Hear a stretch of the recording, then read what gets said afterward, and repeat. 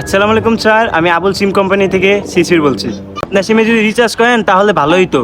ও তার মানে তো কোম্পানির সিম দেখে আর তোর ফোনে ট্যাগ আছে দেখে তুই সবাই কল করবি? স্যার আমি তো চাইতেছি আপনি শুধু রিচার্জটা করেন। তুই কেন চাবি? তোর কি কোম্পানি নাকি তোর বাপের কোম্পানি? আরে স্যার আপনি বুঝতেছেন না আমার কথাটা।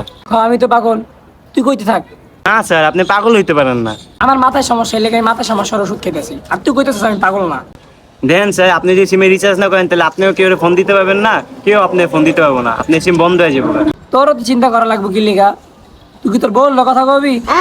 দেখেন স্যার, আমার বউ এত বেকার থাকে না। কেন তোর বউ কি ভাড়া ডান্স করে? আরে আমার বউ বাসায় থাকে। কার বাসায় থাকে? আরে আমার বাসায় থাকে। কিন্তু তুই তো অফিসে থাকস। আমি তো সন্ধ্যাবেলায় বাসায় যাই। তার মানে তোর বউ দিনে ডান্স করে? আরে ভাই, আমার বউ কি লেগে নাচবো? কারণ তুই অফিসে কাম করস। আরে ভাই, আমি অফিসে কাম করি তো, আমার বউয়ের লয়ে কি সম্পর্ক? ওই বেচারি তাহলে আলাদা ডান্স করতেছে। মা